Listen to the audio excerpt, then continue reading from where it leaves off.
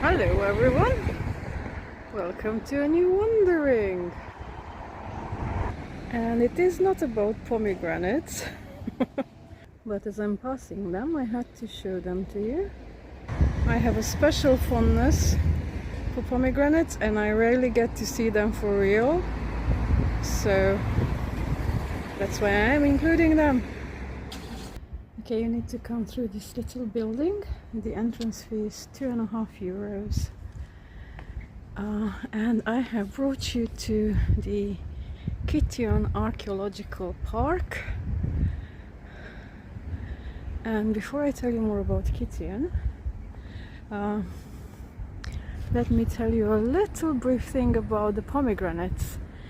According to tradition, the first pomegranates in Cyprus were planted by the goddess Aphrodite, who was the goddess of love and beauty and fertility, and it is the fertility part she also shared with Hera and Demetrius, I think, and they also had something to do with the pomegranate, but I do not remember. And I'm trying to figure out from where to start. From the shady bit. It is almost the middle of the day and it is very, very hot. And I did not bring my sun hat. Now, Kition was originally a Phoenician city kingdom, which later became a Greek city kingdom, and it was a trading hub on Cyprus's southern shore.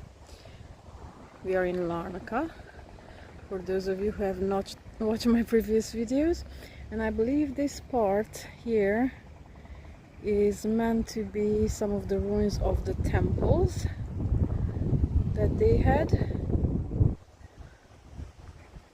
I am not sure which is what, but I remember reading that one of them was dedicated to Astarte. Not sure if that's the right pronunciation. Just panning back, as you can see, normal neighborhoods all over around it, because as it happens with most things through history, new generations, new civilizations come and build over, as it happens with this as well. I told you Phoenicians, then Greeks, then Romans, and through the excavations it's like discovering ruins of the urban life of those times. Okay, let's see it from this side as well. I'm going to try and zoom in on the more interesting bits, but when you think back that this was built around 1300 BC, it's like, wow. It is not as well preserved as the archaeological park in Paphos I have showed you in a different video a while ago, but it is still very interesting to me. Now, before I get onto that bridge, let me just show you a different plant and fruit. Look, figs! I am rejoicing to see you as well, because yet again this is not something that grows well in the UK. There are fig plants, but they never really produce the right kind of figs. Lovely. Okay, let's go into the sun, but we will get to see better some of these ruins. Now, as you can see, I'm not quite sure what's the area that's uncovered here, but it's not very large, though Kition itself was, and most of it is under Larnaca. As I said before, they built over it and you can't excavate everything to your heart's desire. but it is still, I think, both interesting and useful to see at least a part of it. And then let your imagination go, fill in the blanks, build up the buildings. Imagine how life would have been. There's loads and loads of things you can read up on. One interesting thing, amongst others, is that Zeno of Kition was born here, founder of the Stoic branch of philosophy. I have seen a statue of him in Larnaca and included him, I think, in a different video. There.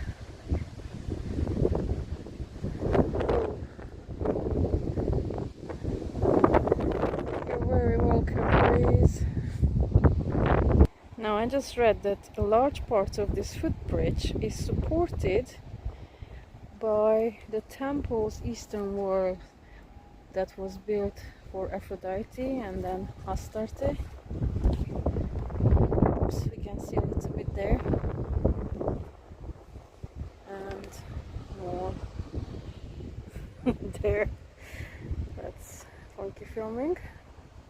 Okay, let's go back to this side. And I think that there would have been pillars, large pillars that supported the building. Same on the other side.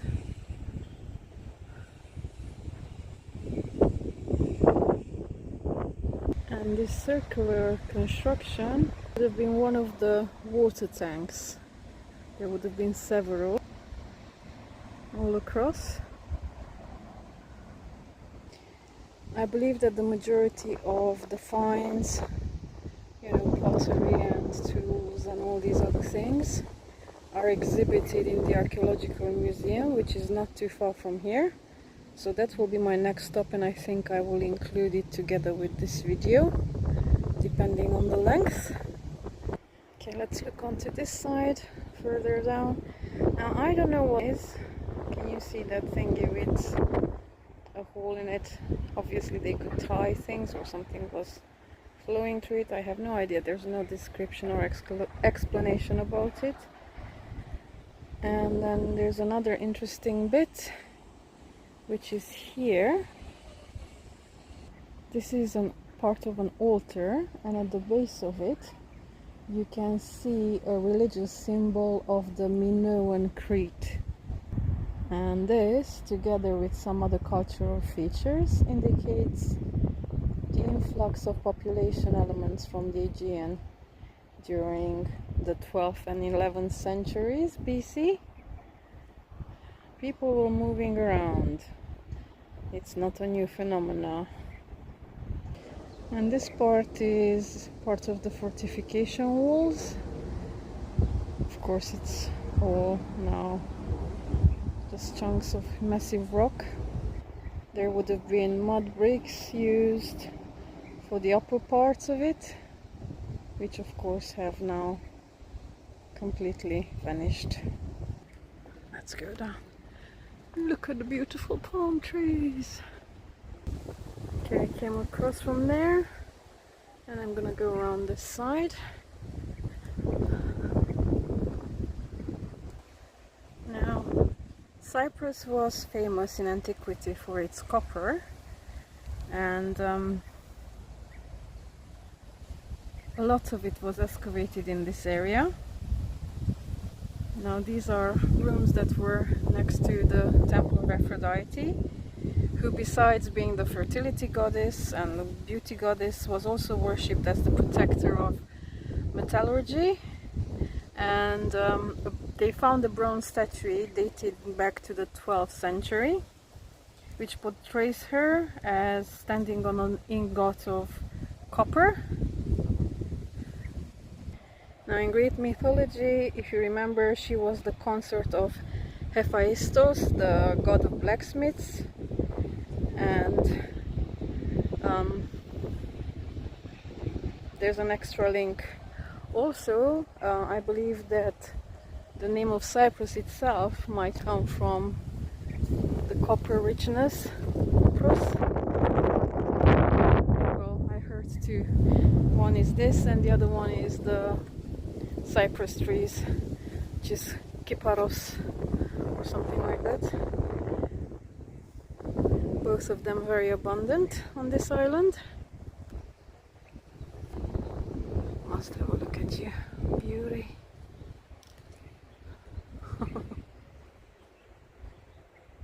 And the other, you can hear some tiny birds, but I can't see them. I just realized you're full of dates. Look at that. And some has fallen onto the ground.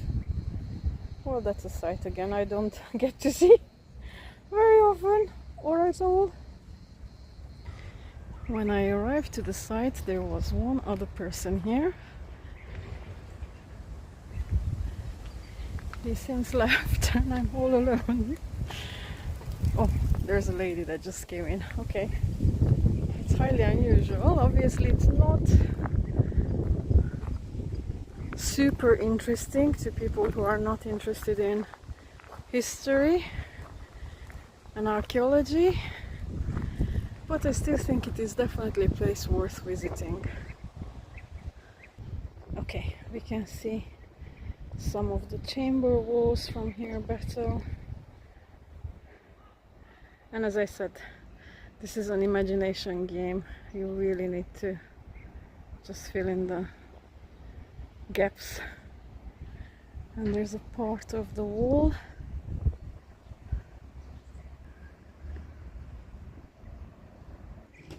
Let's see it from here as well.